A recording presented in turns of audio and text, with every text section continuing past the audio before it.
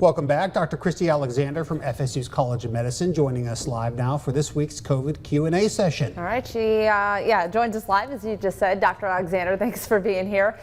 We are still hearing about that Delta variant and outbreaks associated with it, especially in communities with lower vaccination rates. So what's the latest conversation like in the medical community on it? It's a great question. You know, we're hearing a lot about the variants. We've been hearing about the variants since the end of last year. The Delta variant is the most transmissible to date, and they're thinking that it might even be the more dangerous version of the variants at this point in terms of hospitalizations and deaths. So when we look at all of this information, the other thing we're looking at is where we're seeing the most cases and the most deaths, whether it's from the Delta variant or from whatever the strain of coronavirus at this point. And what we're finding is that it's in those areas where vaccination rates are the lowest, as you can imagine.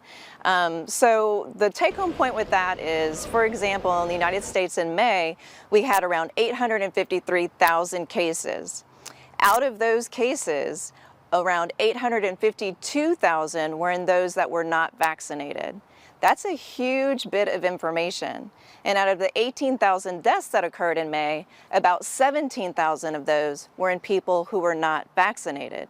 So vaccination is key to ending this and to decreasing our hospitalization rates. And when we know that there are variants coming over that are more and more transmissible, we get nervous about hot spots popping up in areas where vaccination rates are low.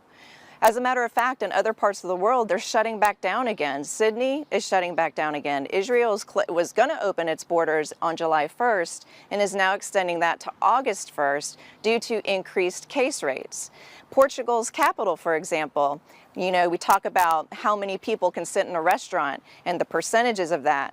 They're shutting down again. So we have to look at all of this. This is a global pandemic. We have to keep our eyes open as to what's going on across the world, because it doesn't take long for those things to come over to our country, especially when borders reopen and traveling occurs.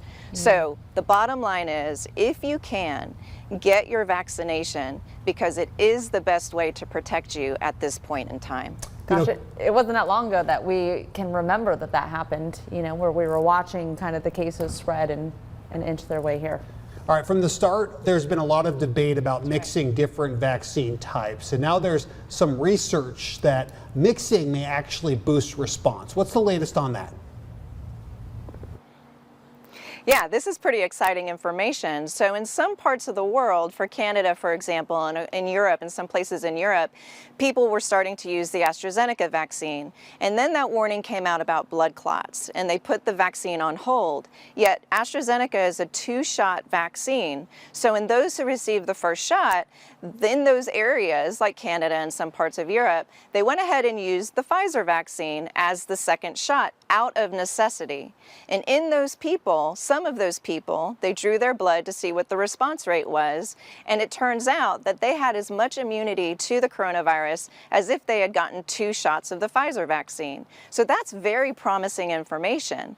The same thing happened in other parts of the world. They did the same thing, drawing their blood, looking for T-cell response, which is another form of an immune response to things like the coronavirus. The thing about it, though, is that we're not sure if it protects you against COVID-19, because those studies weren't done like they were when Pfizer and Moderna and all these shots were first studied in those phase trials that we talked about before. So all we have is this evidence that we know it boosts immunity, but we don't know if it protects you from getting COVID-19. More studies, more research need to be done around that, but it looks promising. So it sounds like if there's kind of an emergency or something that forces you to, I guess, get a different vaccine for that second shot of the booster, go that way, but otherwise stick with the one that you got the first time around. Dr. Alexander, the CDC director. And with that, I mean, please go ahead. Sorry, my apologies. I was just going to respond to that and say you're absolutely right. And in some countries, they just don't have access to vaccination, so they have to make do with what they have, which is exactly what you said, Ben. We're fortunate here in the United States that we have enough vaccine to go around. So if you get that first shot and it's Pfizer, go ahead and get your second Pfizer vaccine in 3 to 4 weeks. You know, the recommended time, 3 weeks for Pfizer and 4 weeks for Moderna. And you know, think about it. We are very fortunate here in the States. You can get these shots for free, and we have enough to go around. Yeah, and Dr. A, I wanted to mention the 3 metrics that the CDC directors recently talked about that they're watching to get a sense of when the pandemic is truly over. Can you tell us about those and where we are on them, really? This is the million-dollar question, right? When is this pandemic going to be over? When can we get back to it and not talk about this stuff anymore? Well, it's a very complicated equation, as you can imagine. We're looking at case rates, we're looking at the variants, and we're looking at vaccination rates. And all of those things go together to determine where we are with this thing. As I said a little bit ago, in some areas they're shutting back down. So we're not doing well in those areas, or not doing well enough.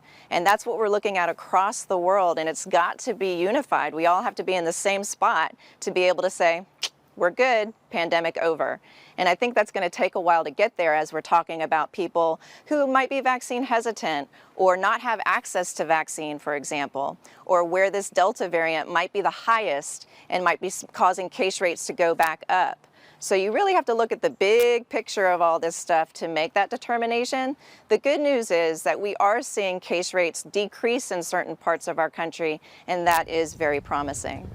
You know, I'm just going to ask this question because I'm curious about it, and it has to go back to the first one we asked, and that's just if you've been vaccinated, but you live in an area to where the percentages aren't that 75% of people who have been vaccinated, and this Delta variant is kind of going around. Should I still be wearing a mask? I mean, should I still be taking those kind of things into consideration?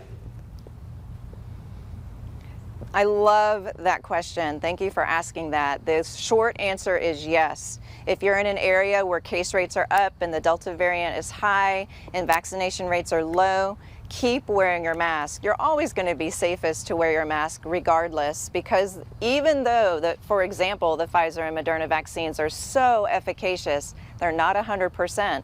So I might have the virus and not even know it, because in those of us who have been vaccinated, we're most likely to have an asymptomatic case if we are to get it. So for me, if I know I'm in a community where there are a lot of people that aren't vaccinated, I want to keep others safe and send the good message that this is how we keep each other safe.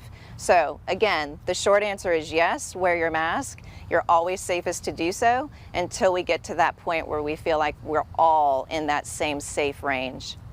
All right, Dr. Alexander, is there anything else that you would like to add today? Just thank you guys so much for giving me this time. These were some great questions today, and I know, you know, for the public out there who watches these segments, it's got to be confusing. It's a lot of information. Right when we say things are getting better, here we're saying things are getting worse. Just know that we're moving forward and things overall are better. And we just have to do our part, whether it's wearing masks or getting vaccinated or just keeping each other safe. Yeah, there's so much more we're able to do now than we were 6 months ago. So imagine just how things will be 6 months from now if we keep the same way that we're going and just continue to fight this thing. All right, Dr. Alexander, thanks so much for being here. And as always, you can rewatch this interview and all of our other ones with Dr. Alexander on our website, WCTV.tv.